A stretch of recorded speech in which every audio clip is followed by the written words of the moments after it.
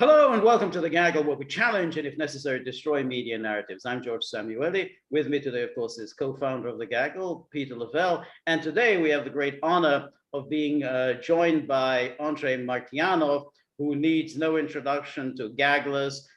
Many Gagglers have been following his blog for many years, have read his books, his outstanding books on military strategy.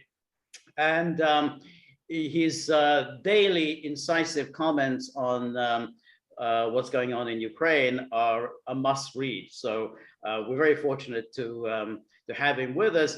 And I'll just kick things off. What I found very striking, Andrei, is that really from the very first day of the commencement of the special military operation, you predicted the arc that this will follow. You said, the Western media will present this as a major failure for Russia. Russia is losing, Russia's failing, Russia's incurring heavy casualties. But in the meantime, Russia will be grinding out a steady victory. They're not following any timetable. They're not following a Western military strategy.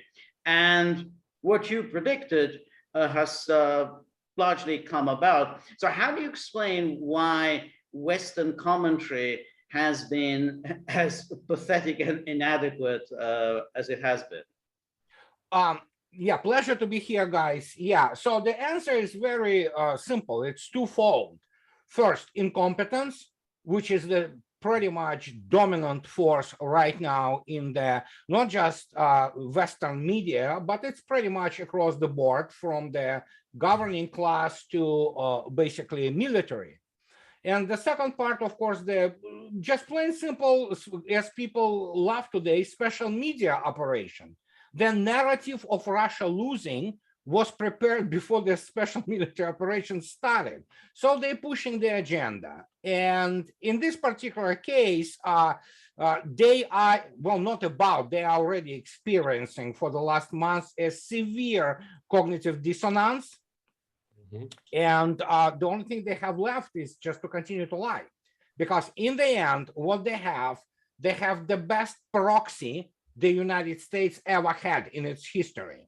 Yep. And this proxy, military proxy, pumped with Western weaponry and communication systems and even sensors, and effectively being combat controlled by Pentagon and UK, is basically being destroyed as we speak. In fact, I would say probably by now we're looking at 80% of the armed forces of Ukraine being completely wiped out. Yeah, it's interesting. I think when history looks back, Ukraine lost on February 24th of this year. Yeah. Andrei, I want to read something to you, and it's kind of in line with what George's first question was here. This was an article published at NBC by a gentleman, Lieutenant Colonel Daniel L. Davis, a U.S. Army retired. And let me read to you here what he had to say. Now, this article was about why, and this is this interesting kind of contrarian, but not contrarian view. George and I have talked about this at great length. But Sweden and Finland don't need to join the alliance. But his reasoning is this, and I quote: "But there's even more fundamental reason to oppose expanding the alliance at present. It isn't needed. Russia has exposed itself as being shockingly weak in conventional military power. And it is now clear, beyond any question, the Russian ground forces don't even possess the capacity to invade the NATO alliance. It's entirely clear it isn't entirely clear that Moscow will be able to conquer the entity of the Donbass region, the single country of Ukraine, directly on its borders. Russia is constrained by its ability to project power beyond its country by systemic flaws in its logistical system. It is very difficult to go beyond supply lines that are more than 180 miles away, and virtually impossible beyond that without dedicated rail links." I would say, have you heard of Syria? But anyway, talk about this is the, this is supposed to be a smart person, an adult in the room explaining to a Western. I don't need you to take it apart sentence by sentence, but the thrust of it, go ahead. Daniel Davis actually was one of those guys who was kind of closer to what I called realist school. so to speak. But as it is now typical for many, not all, but for majority of the former US talking heads, they have a serious issue of sore loserism, so to speak, because obviously, first, they don't know Russia, most of them. Even the people who would, I would call a very realistic and, primary, educated and good thinking people, they don't have the idea what Russia is all about, let alone what Russian forces, armed forces are. And secondly, yeah, it's just, that classic case of butthurt, basically, so because this military operation, special military operation, and what Russia does, especially considering the fact being outnumbered 1-3, basically, is absolute shocker, and they have to control the narrative. They cannot live with this. The only thing they have behind their back, so to speak, in their history is beating the crap out of this grossly exaggerated, confabulated almost, Saddam's army in 1991. After half a year of peaceful and, easy prepositioning of the forces, against the absolutely backward army. My point stands, and I develop it all the time, and I can prove it. VSU, Armed Forces of Ukraine, are the best armed forces, best proxy United States ever had in its history. And now seeing this whole NATO and US military concepts imploding when facing with the realities of the combined arms operation with the world-class army, that hurts. You can bet, you bet it. The thing that I found really, I am not a military historian, but I'm obviously an avid reader of Russian history. But his statement, it's beyond the country's systemic flaws in its logistical system. I mean, I think that, if you know just a smattering of Russian military history, the Russians are great at logistics, okay? I mean, look at the Napoleonic Wars. That is one of the most greatest logistical endeavors in military history. I mean, to say that this is a systemic flaw just shows an abject absence of knowledge. That's absolute ignorance, absolutely. And let me give you one example. United States doesn't, or West doesn't even come close to it. Russia has a dedicated war college and military academy named after General Khrushchev. And this is specifically Academy of the Material Technical Supply, which deals only with the issues of logistics. And Russia has the logistics as the basically the science. So speaking about the nation with the history of what about Napoleonic Wars, what about ending up in Berlin? And that was the scale and scope operations US Army never faced in its history. So again, as I said, there is a lot of sore losers out there who will come up with any kind of confabulation, lies, and narratives just to, because real professionals, people who really do their operational planning, let's say planning in Pentagon. I'm not talking about the political generals, those four-star, political generals who are primarily ignorant and political figures. I'm talking about this middle level, those colonels, those brigadier generals, those, rear admirals who deal with their military planning and basically assessment and analysis. They know what is this about. And for them, again, as I said, it's the PR disaster. Military disaster already happened. It's PR, which they cannot take it, and they can't. Well, that's the interesting thing that, and this is where, you were absolutely right, is that within 24 hours, the huge Western public relations machine went into operation. The British came out, Putin has already failed.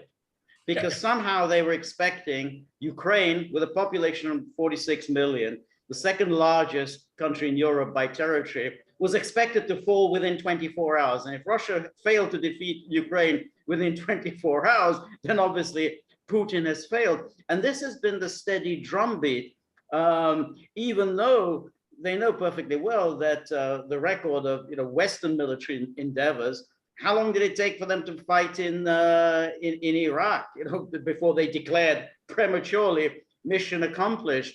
And then, it took them 78 days against tiny Yugoslavia for them to, to say again, mission accomplished.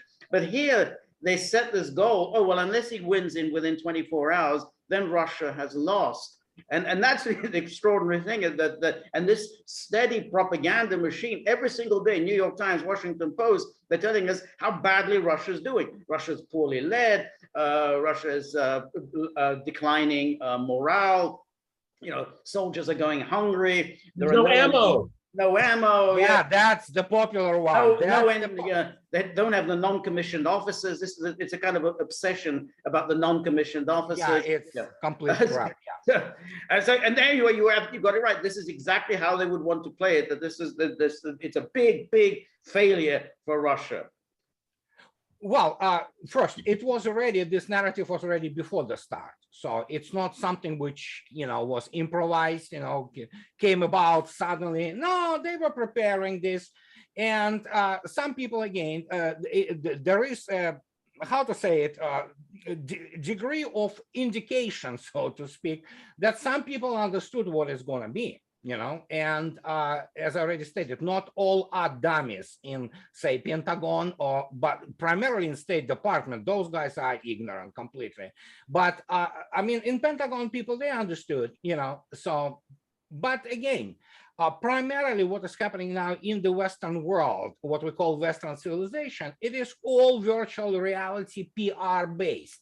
Yeah. You basically live in the virtual make-believe world of the, virtual economy, virtual money, virtual military, virtual wars, and especially after Afghanistan, United States cannot afford anymore the PR disaster of Afghanistan. But the problem is, of course, the more they run with this narrative, which has been failing for the last months, at least, dramatically, the more they are approaching Afghanistan 2.0, which will be orders of magnitude disasters for them. And as Duran people, Alex and Alexander, they correctly stated, and this would find that you can spin the losses. You can continue with this BS about the Russia running out of smart weapons, standoff weaponry, ammunition. You cannot hide the loss of the territory. You cannot hide it. And that's the only thing they care about right now. And when you look at the internal situation in the United States, and we know the midterms are coming, my gosh, Biden's administration is what, at 30% approval rate right now? I mean, they might even go to 20 or 15 at some point of time. So there you go. The right track, wrong track poll yesterday, I think Monmouth, 10% of the public said it was on the right track. 85% said it's a wrong track. That is something else. 10% think that it's on the right track. Yeah. George, I don't think it's ever been in our lifetime. I don't think that's ever been in our lifetime. Okay, Andrei, everybody wants to know how this ends, okay? And I'm not going to put you on the spot here, but let me posit something here. Whatever territory Russia liberates will not fall under the control of Kiev again, okay, or at least for a very long time. George and I have said repeatedly, this is a generational project, okay? Yeah. Also, I have posited, essentially since the start of the conflict, there's this perception of, what Moscow will control. I think it's the flip side. The flip side is what will Kiev end up controlling? Because because if Kiev doesn't control something, doesn't necessarily mean the Russians do. Okay, and this is giving agency to people in Eastern Ukraine, particularly in the Donbass. That's a done deal. That we already know that. That's a done deal. Crimea, that's a done deal. But there's a swath of land as we approach Kiev that I don't think is a done deal. And I think the agency of those people will come into play. George and I have a good laugh every once in a while about responsible statecraft. The Ukrainians have already run the war because they're all united, and they're all lockstep behind Zelensky. And this is from quote unquote smart people. So, I mean, kind of, I know the fog of war and everything, but what kind of settlement do you see here? Well, we need to look at it in a larger sense, because Ukraine is just the part, and I stress this point all the time. It's just the part of a larger conflict. It's civilizational conflict. It's economic, systemic, between the combined West and Russia as the leader of the emerging Eurasian market and Eurasian power, so to speak. And in this particular case, a lot will depend also on other fronts, so to speak, how the whole war and conflict will proceed. And we already know about the situation with Sweden and Finland joining NATO. We still have Syria. We have the situation with the Al-Tanf base of the United States Army having there, which is absolutely, illegitimate there. So there are a lot of things. And of course, there is China factor there. But Russia, and that's the other thing which people don't understand, Russia employs in the overall, so to speak, picture of this war or special military operation about 8 to 10% of its her power, armed forces. And considering the windfall, I mean, Russia is awash in cash. And actually, that's the problem, actually, as a matter of fact. So she can continue this for as long as it takes. The military plant, which produces ammunition and all other material, basically, they work 24/7. They have 3 shifts now, so, and for a long time. And then obviously something can change down the road and Russia may decide, okay, we can stop at Dnieper, and not go further. Or they say, okay, let's take Kiev. Or who knows what, because once the obvious, so to speak, half pincer of Nikolaev and Odessa is finished, which I think so is coming, and Nikolaev and Odessa will be next, so to speak. And the land bridge between Transnistria and Russia is built. Russia has enough, so to speak, power and time to start talking to. And the reason Zelensky is still alive and his government and is not blown to smithereens by Kinzhal or caliber missiles is because Russia needs somebody to sign, basically. Yeah. That's the only thing. And I think one of the things that I keep telling people, and they in the West, and they're really bewildered by it, is that this is Russia's timetable. I mean, you can observe all you want, and you can, and you can have your commentary all you want, but it doesn't. Remember, it was like 3 or 4 weeks in, and it was, the Pentagon was and the CIA were boasting how they were giving disinformation to the public to take out the Russians and all that. And it's if the Russians give a hoot what the media has to say about anything. And that was just, it was just childish. This is also, but this is really, and this is something we've talked about many times, is that while Zelensky and his gang stay in power, and while they continue to get encouraged by Biden and Boris Johnson, as long as he's still around, not long. It's hard to see how Russia can stop, because Zelensky and his gang, they can just simply go on getting these weapons, and they can just go on sending these missiles into the Donbass, even bombing Crimea, even attacking Russia proper. It's hard to see how Russia can stop and leave Zelensky and his gang in power. I mean, yes, if Zelensky signs an unconditional surrender, that's a different matter. But as long as he doesn't, and he just stays in power, then I don't think Russia can settle for that. And George, if Zelensky does sign an unconditional surrender, what do you think his shelf life is? Probably pretty short. Sorry. He is a toast one way or another. In fact, there could be British who will take him out because his security detail, actually, it's a well-known fact, is the British Special Forces. The guy probably, I don't know what is happening behind there. He's obviously high all the time. He's either drunk or on the drugs, It's obvious. The guy in a very funny, psychological state, which is, of course, drug induced. And, but again, he is the symbolic figure. You need to have something, so to speak, or somebody, some puppet, to show and say, hey, you see, he signed that, he agreed to that. So for now, he is just saying what British and Americans tell him, pretty much. He's not really a player. He is a player in terms of PR again. And there is a significant part, of course, of Ukrainians who are kind of, all for it, all for killing Ruskies, But for the most part, I mean, again, you need to have the army. That's what people don't understand. If you don't feed your own army, you will be feeding somebody else's army, and the point is that VSU, Armed Forces of Ukraine, as a competent and a unified, coherent force is done. They lost pretty much half of the combat control over the most units. There are huge losses among the commanding corps of the Armed Forces of Ukraine. And that is why we have this complete, disaster, catastrophe with the recruiting.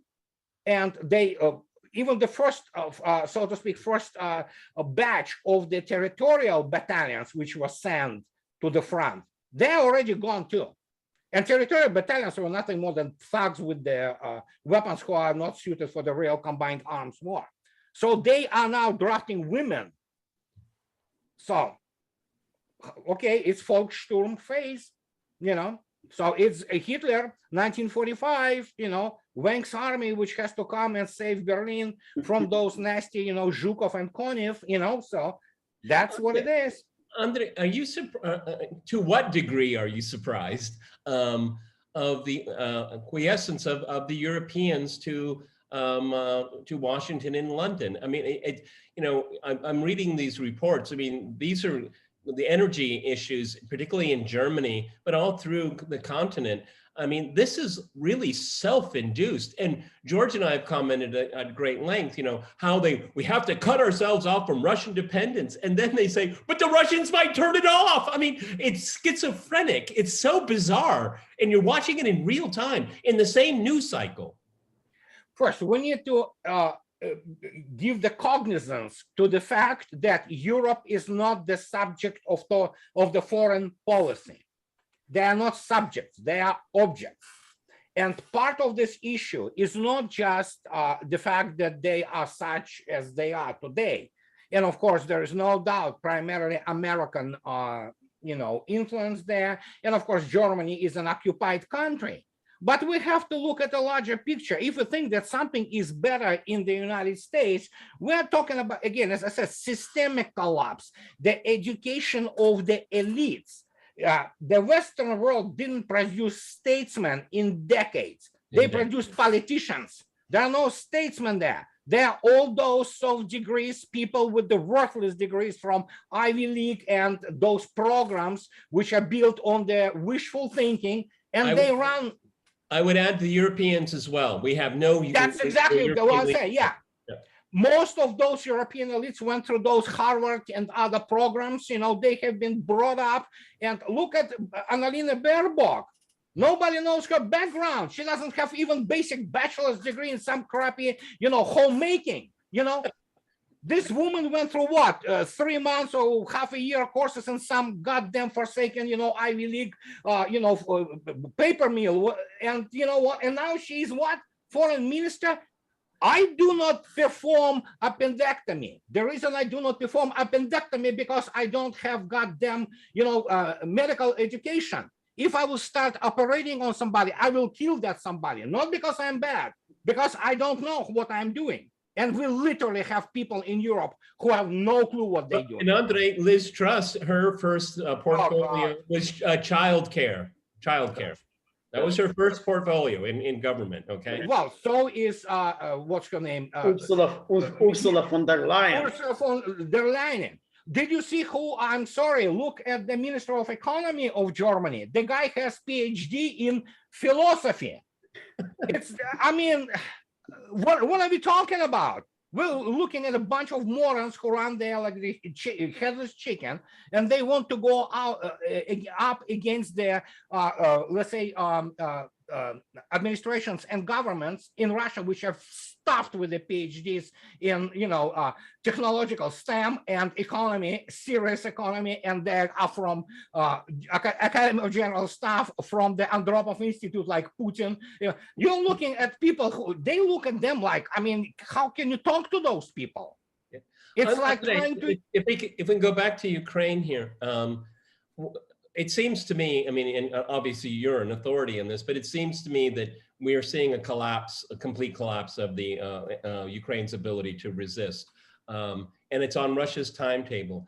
But there is going to be a point when there's going to be a recognition that we're entering an end game. Yeah. What do you think the reaction will be in Washington and through its subservient actors, the Europeans? I mean, contemplating complete, utter defeat at the hands of Putin, of all people. I mean, this is something that's going to be very, very difficult. And when you have systemic collapse in the West, as I see it, it may lash out. Are you worried about that? Yeah, I'm worried about it. I'm worried about it, especially about Washington, when you have this combination of the sore losers and neocon fanatics who do not understand modern war. They do not understand what modern warfare is. They still cannot comprehend the fact that they can actually, Russia can rearrange stones by purely conventional means in Washington, and that they can die. Their loved ones will die. They don't have this, inhibitor, they don't have this inhibition. They're not brought up like this. They're brought up on Tom Clancy and Hollywood, and they think that, so they still think that the United States defeated Hitler, okay? So when you have these people and you have their influence and you have the president who is non-functional for all intents and purposes, Biden is not president. He's a puppet. He's not, he's a senile old man. So, of course, there are chances, so to speak, that we might encounter some kind of push towards escalation. If they will escalate towards their more involvement conventionally, it won't matter. It still will be defeated. It still will be, they will still have the floor wiped out with them. Do we have enough basically types from the Kubrick's famous, Mr. Dr. Strangelove? Yeah, there are Dr. Strangeloves there, there are. Practically most of neocon cabal, the mafia which runs their foreign policy in the Washington are like that. They are fanatics, basically. And in this particular case, it's entirely up to Kremlin and entirely up to Moscow how she will deal with the mitigating this situation. But it's easy to mitigate when you have the conventional domination and escalation domination. Russia has escalation domination. But there is the aspect to it, which is they may have the calculation that, without any negotiations, Russia will be forced really to keep moving westward and knock out the Zelensky gang and take over the country. And that may be the American plan, because then essentially Russia is occupying a whole realm of territory which will be hostile. This will be Galicia, this will be, inhabited by people who don't like the Russians. And then that way they will have forced Russia into a very bad situation. And that may well be the calculation they're doing. Okay, we'll force this on them. And then what are they going to do then? How are they going to occupy Galicia? So that could be something that the Americans are now thinking. Well, their plan is much simpler. United States needs the large war in Europe.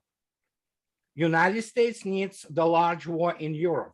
If it goes nuclear, the better for United States, because again, as I stated, they are that ignorant. They think they can sit it out. They are one-trick ponies. They want to repeat the World War II. They want to repeat post-World War II, United States getting in late, getting the spoils, and then, of course, we know what happened. Marshall Plan, and you know what? We are basically reaping what has been sown in 1945.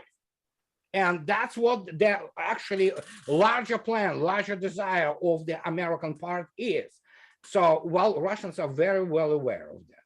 and again, they are one-trick ponies. They are very easy to calculate. They are very easy to predict. And that is why pretty much when you look at the last several years, they fail at everything. I mean, they have no record to show for anything. And again, as Phil Giraldi, the former CIA station chief in Turkey, he wrote I believe 10 or 12 years ago, he said that neocons are really good at writing about wars. They suck at fighting them, you know. So he's a good friend of mine. He's a good friend of mine, and he's a very rational guy. I mean, again, let's look at some of the possibilities here. And George and I have gone back and forth on this ever since the conflict started. Could you see the possibility of a Ukrainian rump state? Because I agree. I mean, I can't see why Russia would want to try to occupy Galicia. I think that's just something that shouldn't. They don't even want to contemplate. But you could basically. No, I don't think. No, I don't think they want to do it. But it may just be forced upon them. I mean, no. Russia tacitly wouldn't have problems if Poland get it. Okay, it was always about timing. It was timing that not now, you know, later on, that is different story, you know? Yeah, but there's the possibility that, you know, and I've aired this with George a number of times, is that you can have Banderistan, you know, that's what will be left, and let the Europeans have it, okay? The Europeans can have their Nazi friends, okay? And you know, if they want to pursue the quote unquote guerrilla war or something like that, we'll see if the European Union has a stomach for it, okay? And I don't think they do, okay? And if I think all of us agree, and the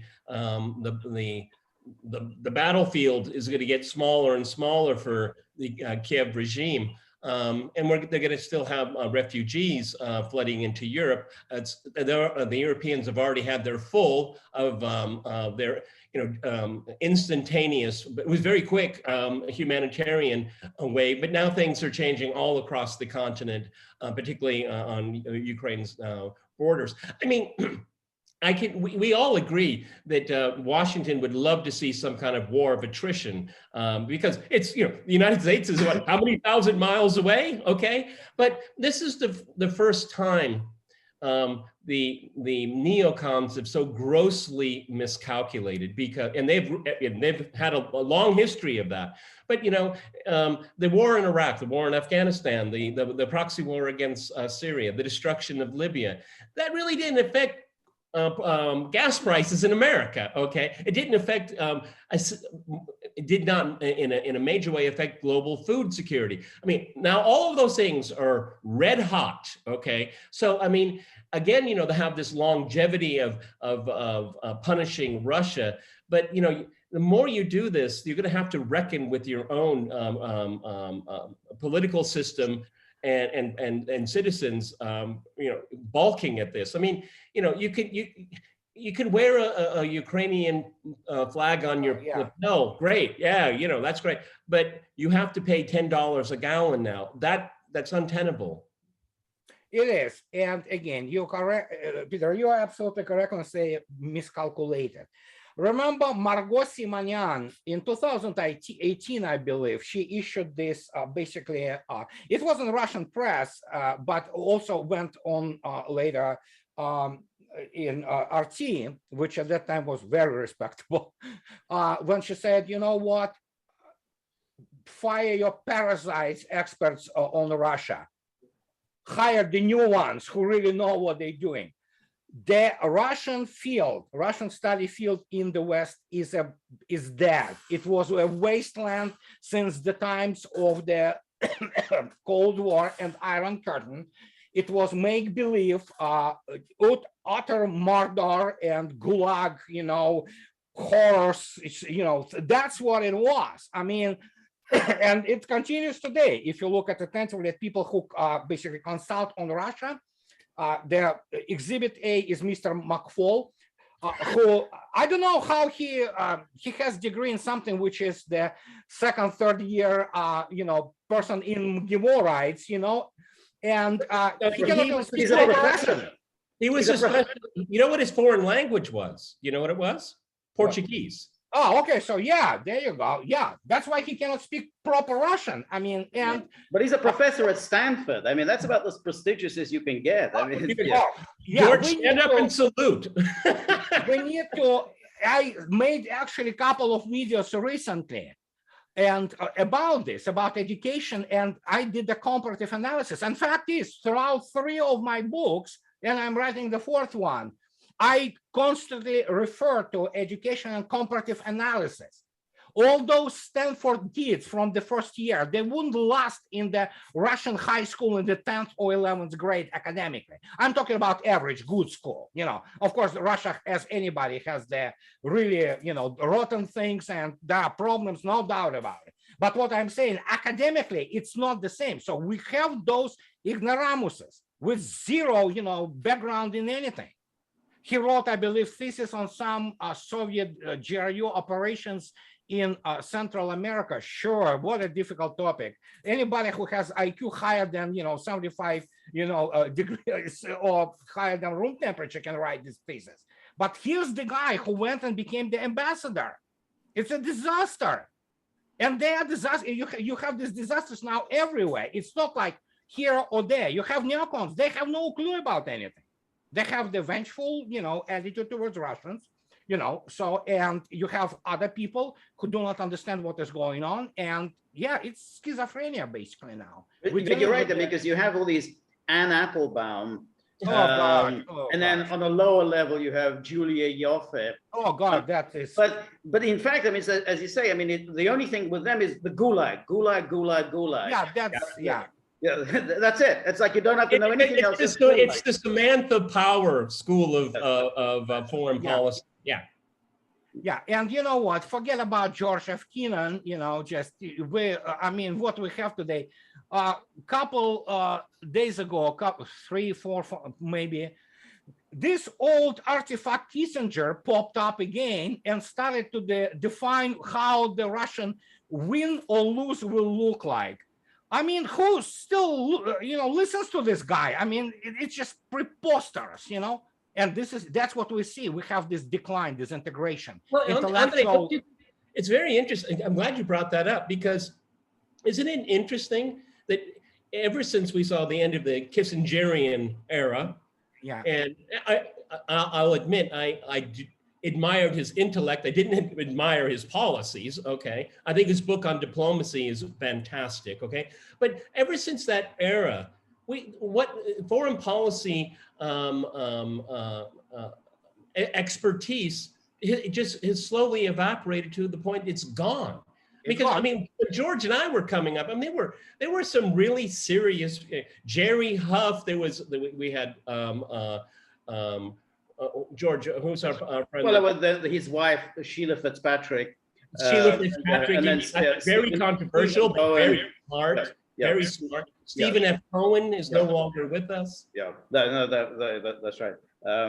And it was Archie Brown, in the UK, and but that was the thing, that they actually studied how it worked, how the Soviet Union was governed, which I think is how the Jerry Huff's book, but I guess they just took over the whole sort of totalitarian, Leonard Shapiro, Robert Conquest, and that's all you need to know about Conquest. Yeah, he's not historian, really. I mean, and that's the whole thing. And again, the last person of global stature in American diplomacy who was a representative of for all failures, was James Baker. And if you look at the last American ambassador to Soviet Union, esteemed Jack Matlock, these were people to be admired. Yep. These were real diplomats and thinkers.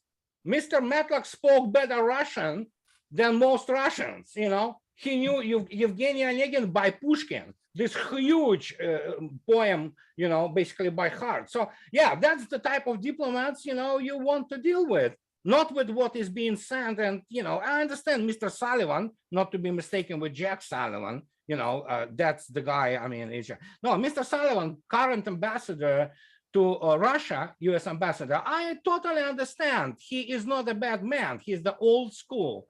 But what he can do, what can he do when you have Anthony Blinken in State Department running it, and the guy is absolutely clueless, I mean, basically on what they do. So yeah, again, ignorance is now the basically the badge of honor. You know, you're a former Soviet citizen living in America. I'm an American citizen living in the Russian Federation. And I'm sure it's not amiss to you that where I live, it is remarkably not ideological at all, okay? And I actually kind of regret that sometimes. But what we've had is we've had a shift. We have the West that is, it's driven by its ideology. It's not interested in the impact and the effects of its ideology at all, okay? It's totally focused on it. It doesn't allow any kind of feedback loop, okay? And what I think, the way I look at living here in Russia, they've learned a lot of lessons. Like, we don't need to do this. We need to be a lot more pragmatic. And we made a fundamental mistake in believing these people in the West in the beginning, and that's not going to happen again. And I think that's this huge breach that is not going to be mended anytime soon. In my opinion. It's historic. It's tectonic and historic. And again, there was the reason it happens is we're looking at what number of respected observers, even Huntington's, late Samuel Huntington, you know, for all his, you know, bravado and, but at least he wasn't as bad as Brzezinski in describing it. Even in his Clash of Civilization, he mentions this, and then other people, dehellenization. West is coming through the dehellenization part, loss of causality and rational thinking. And it's being lost on a dramatic scale. So while Russia, if you wish, I am on the record, I wrote about Russia is the new West today, and that's what it is. So there is nothing Western left in when you look at today's Germany or United States. The Western and classic European thought and civilization and culture is being canceled on the, I mean, absolute level. And I am, in this respect, I am a Western man, but not Western man of today, you know? Right. I am Western man of the old West, I mean, which gave us great art, great, you know, science, great everything. And so you can see this slipping away, you know, you have those, and it's a horrendous situation, obviously, for the West, but Russia broke with the West. Fundamentally, it's a value-driven break, and it's good for Russia. Let me put it this way. It's very interesting what you said, because like the West, because, you know, if you look at Russian literature, you always have a kind of, like in Dostoevsky, you'd have a representative of the Western way of thinking. Like in Crime and Punishment, you have Porfiry, the investigating magistrate. He was a kind of Western man, rational, scientific, whereas all the Russians, you know, they were crazy. They had all these, you know, obsessed with God and the soul and everything. But that's not the case anywhere. It's, I mean, it's the fanaticism is coming in the West. I mean, today there's a story on Zero Hedge, you probably saw it, Peter, about this protest of the Dutch farmers, because the Dutch government is destroying Dutch farming. You know, Holland, you know, one of the big exporters of beef in the world, the farmers are being ordered to, you know, essentially destroy their agriculture. This at a time of food shortages. The government is pushing forward with this, you know, and it's all in the name of, the carbon emissions and global warming and so on. So they're just going ahead, and then they're not saying, "Hey, look, we got to knock off all this stuff about global warming." No, we've got to keep going, even despite the fact that, you know, energy prices are, we have no fertilizers and so on. But see, but this is one of the reasons why I think we would all agree is that the conflict in Ukraine is a cover for this ideological project, okay? Because, you know, they getting rid of fossil fuels, okay? And, you know, we have to, good luck with that. We have this opportunity to cut off from the Russians, you know, and, you know, this is full steam ahead. And that is on the bones of Ukrainians, okay? And that's the level of fanaticism that we see. Bertrand Russell when he spoke to Lady Adeline about 50 years ago, and Lady Adeline told him that if Russians are the same people which are described in Dostoevsky literature, then Bolsheviks may be the best government for them. So, but point is that, of course, it was absolutely not true. And you will have probably Russians closer between the, those urban type Dostoevskian types, especially the students and all those, crazy people, but more Tolstoy and Turgenev types, which are kind of docile and, very patient. And many of them, like even Russian peasants during serfdom, they knew their things, they knew how to relate to reality, So, and that obviously the part of Russia which never, well, first Tolstoy is, Anna Karenina is aristocracy, and nobody reads War and Peace because when they see those 1,500 pages, they get intimidated. But point is that, real Russia is nothing like modern West. In fact, is even Bolshevism, especially after Stalin, and then of course the what is called the thaw, ottepel, and then Brezhnev times, it was pretty rational society. Of course, there was ideologically driven, but that was very much on the rational part of the matter. There was no this fanaticism. There was no. This is, my gosh, we're looking at soon, possibly, especially in Europe, almost Pol Pot type, or Mao's type, fanaticism in trying to achieve whatever the goals, which are absolutely ignorant and totally unreasonable goals. And they will, well, they're already killing society. They're already destroying the countries. They're destroying their economy. They're destroying their culture. And how, if Europeans have it in themselves to do anything about it, I don't know, to be seen, So, but in the United States, it's the midterms. Yeah, it's hard to see how, that they can recover. I mean, they should have known that they gambled everything on these recyclable energy. They were, there was no way in the world that they can replace fossil fuels with this recyclable energy. And at that very moment, when they realized that there was no way they can do it, they imposed this ridiculous sanctions on Russia. And now they're in terrible trouble. I mean, Scholz in his speech yesterday, I mean, they really are up against it. I mean, the entire Wirtschaftswunder is about to unravel. But George, this is the intentional implosion of Western economic capacity. I mean, living here in Moscow, I mean, one of the things I'm obsessed is watching the ruble. I mean, somebody's going to write a doctoral dissertation on this, okay? I mean, the ruble before February 24th was a soft currency, and we had gotten used to it for, that's the way it was. Now it's a hard currency, and it's based on commodities. Commodities, Stuff that people want, not a printing press, but something that is based on reality. And absolutely, again, there was an intervention. And yes, it went like to 66. And by the end of the day, it was back to 61 because no, people want rubles. So this is, again, historical change. It is historical in its scale, absolutely. And I don't even, how to say it, I am afraid to even forecast how it will develop, what will be full ramifications of this, because they are huge already. They are gigantic, unprecedented. And we're living out actually what we do right now in a historic sense. We're living out the final phase of the World War II. And, with the Bretton Woods gone, so we understand that United Nations as it exists cannot exist anymore. We're looking at the economic and political institutions of Europe collapsing, so, and it's just like, that's it. This is the moment. That's the thing which we were predicting and writing about.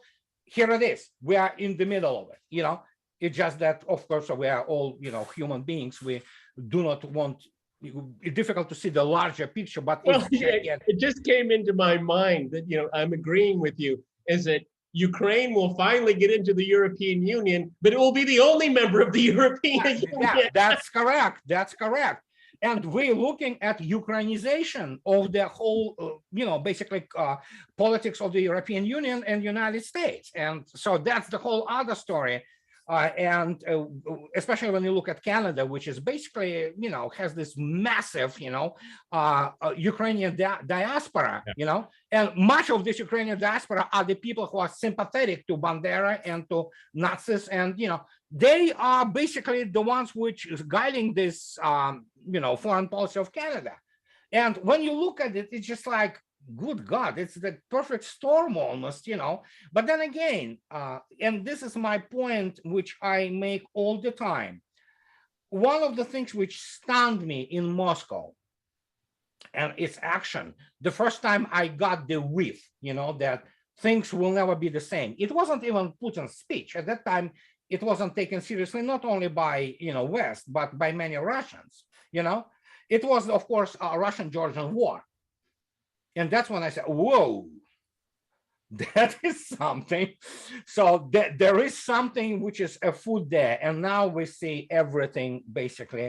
And in historic time, in historic scale, it's literally an instance, 2008 to 2002, 14 years, the world, you cannot recognize it anymore. It's just, I cannot recognize the United States. And you can't go back either. No, you can't, no.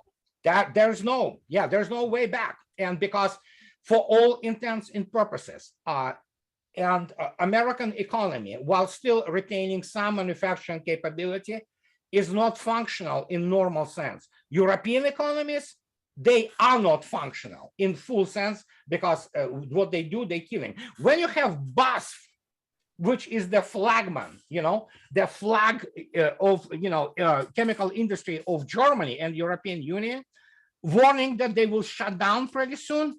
BASF, I mean, this is like giant, global giant in chemical industry. Then you know what, their, red lights and bells, should ring immediately.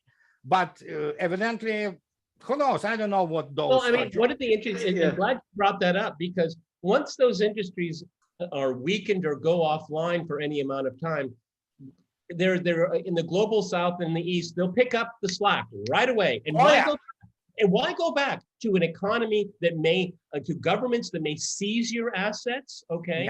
Yeah. Put sanctions on you, secondary sanctions. They're going to say, why do we need to bother with that? So because people, when trust is broken, you don't easily go back from a marriage to international relations. Like these people, they're agreement incapable. They're just agreement incapable. So why deal with them? That's why this is a world historic event. And I think living here, the Russians have been planning this at least since 2014.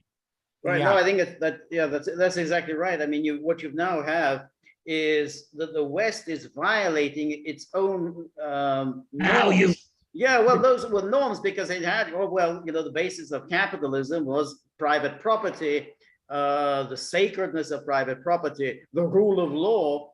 And now it's just abandoning. I mean, you now have Liz Truss, the UK Foreign Secretary, says, well, we should just simply seize, any Russians, their assets and hand them over to Ukraine. But you're completely violating anything that the West. I mean, Fukuyama wrote that book in 1989. The West has won. This is going to be, the world is going to be ruled by the West, in perpetuity. Boy, is that book dated? I mean, books are as dated as that one. One of the reasons I was absolutely stunned when John Mearsheimer, referred to Fukuyama in his liberal illusion, liberal whatever. I have this book, in 2000. It's like, why would you even bring this guy up? I mean, he is a clown, basically. Fukuyama, everything he thought was wrong. I mean, and it's just because he evidently doesn't understand cannot distinguish whiteboard theories from real world. But I can tell you one thing, which is has to be really concentrated on a little bit, because when you see, as I saw 3 days ago, thousands of Poles in Warsaw marching with the BRICS flags and demanding Poland to leave European Union and join BRICS, that tells you something, you know? We don't know what is going on there underwater currents, but when you have thousands of people in Warsaw doing this, that is something else, let me tell you. And you know, the Poland, especially its elites, are fanatically Russophobic, you know, but there you go. You have those people demanding quitting the EU and joining BRICS, which is run basically by China and Russia primarily, you know. So there you go. It's very interesting to me watching all of this. I mean, we got a taste of it with COVID and about how much you can implement social control. And it was pretty easy, wasn't it? Yeah. And now, and it's George has already mentioned, you know, on February 24th, you know, the anti-Russia, pro-Ukraine propaganda machine went into full gear. I think it was, George, on February 22nd, that Ukraine is one of the most corrupt countries in the world. Remember that talking point? Right. Okay. And now there are reports that arms coming from the West. I mean, I don't know, maybe they don't stay in Ukraine for very long, a couple days, and then they end up someplace in the Middle East. They do. Extraordinary. They do. Black market is filled now with the weaponry, which NATO sends Ukraine, the one which is not obliterated like it happened today, but they sent, you know, so it's, yeah, it's horrible. It's absolutely horrifying. Yeah. Well, Andrei, this has been a really fascinating, very enjoyable, stimulating discussion. Thank you very much for giving us time. Hope we'll be able to do this again very soon. My impression from this conversation is that we just had a starter. We didn't even have a main course. So, right. Andrei, that is an invitation from George and I for us to speak with you again soon. Absolutely. It will be my pleasure. I will be honored. Thank you so much. And this has been the Gaggle. And remember, if you like the Gaggle, please like, share, and subscribe. See you soon. Bye.